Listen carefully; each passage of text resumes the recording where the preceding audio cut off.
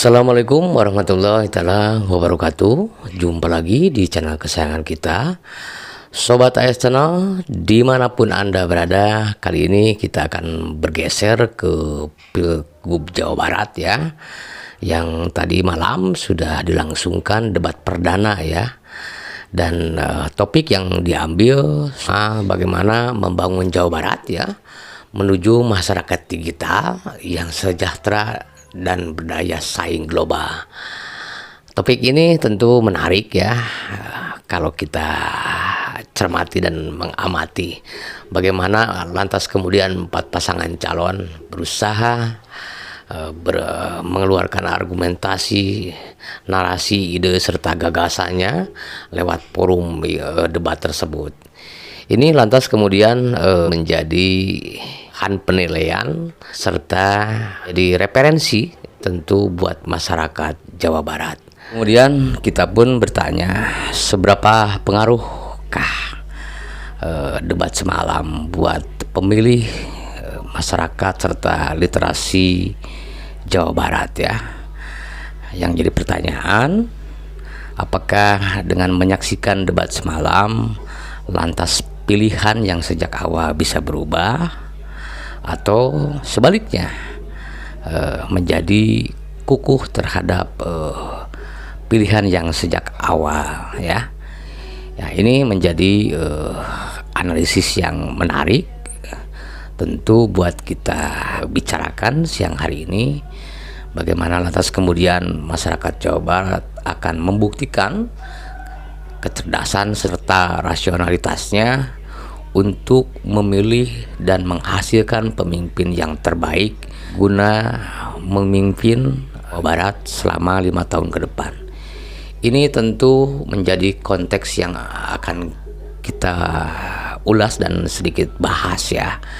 Bagaimana program-program serta penyampaian ide serta gagasan yang positif yang tentunya bisa dipertanggungjawabkan di kemudian hari untuk bisa diambil kesimpulan bahwasanya calon tersebut memenuhi syarat kompetensi bisa jadi pemimpin ya.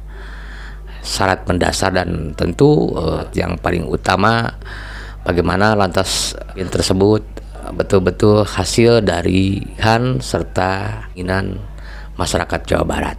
Ini kita bahas ya. Baik ya Sobat AS Channel, kalau kita sedikit mengulas dan mengupas momen serta peristiwa perdebatan semalam, apa yang dinarasikan oleh Wakil Gubernur nomor urut 4 ya, Erwan Setiawan, yang memamerkan dan mengklaim bahwa bagaimana atasi persoalan akut yaitu masalah stunting ya.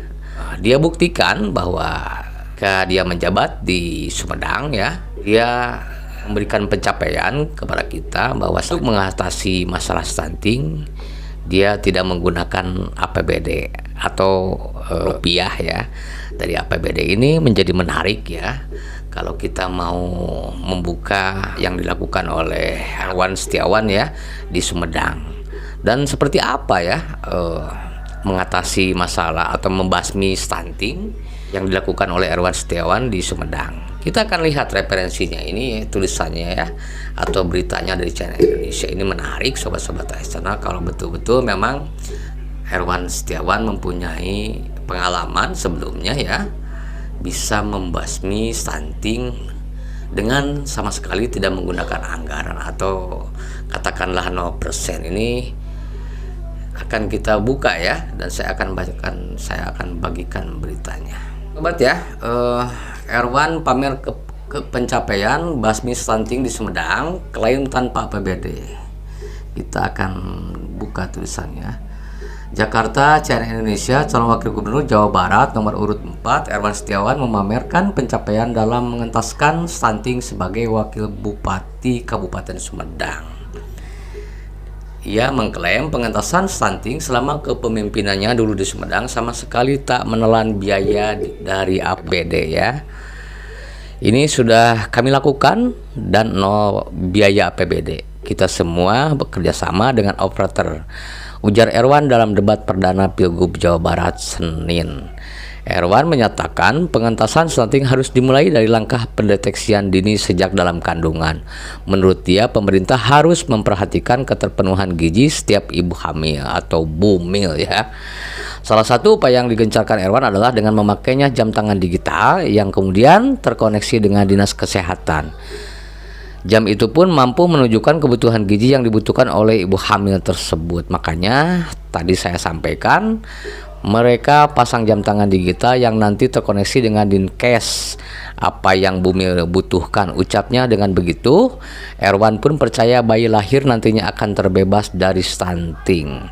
Debat ini merupakan pertama kalinya digelar oleh KPU, Komisi Pemilihan Umum Jawa Barat ya. Tema debat perdana ini membangun Jawa Barat menuju masyarakat digital yang sejahtera dan berdaya saing global. Menarik ya sahabat Asana.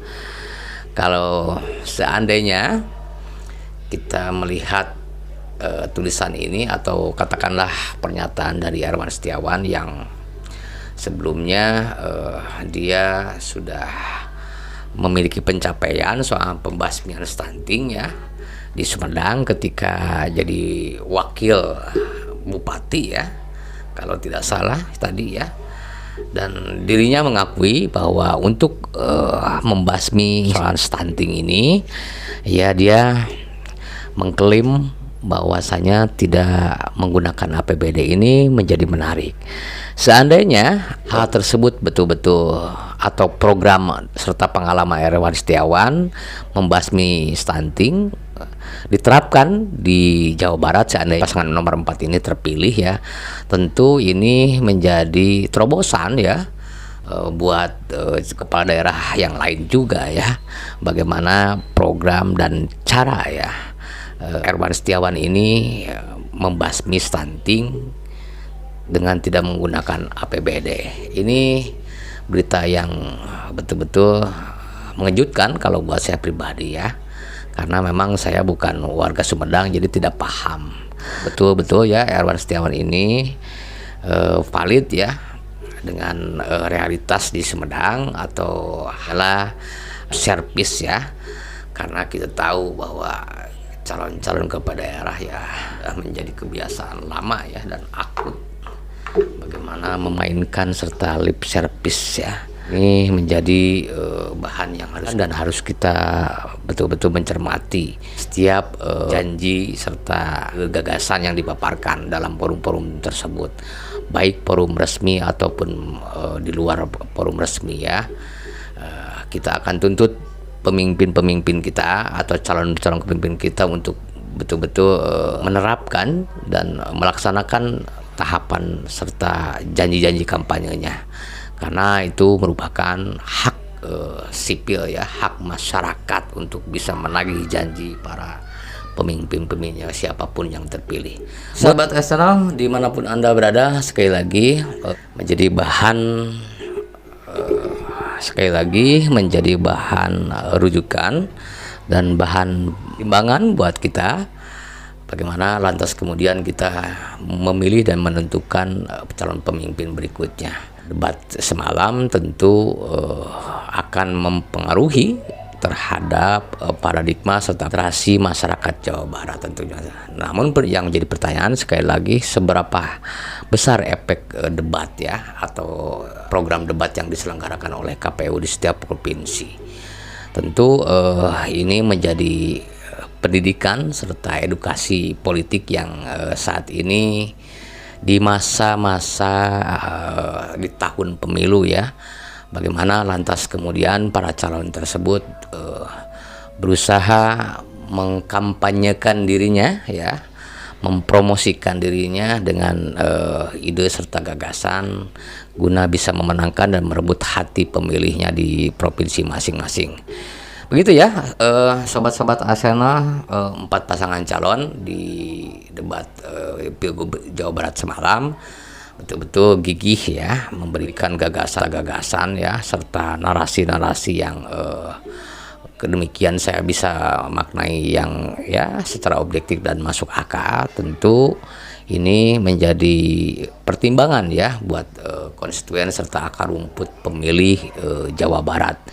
Ini menarik ya, persaingannya panas dan ketat. Silahkan ya tentukan masyarakat Jawa Barat 1, 2, 3, 4, silahkan ya pilih yang pemimpin yang betul-betul mempunyai integritas, kapasitas, kapabilitas, juga etikabilitas ya.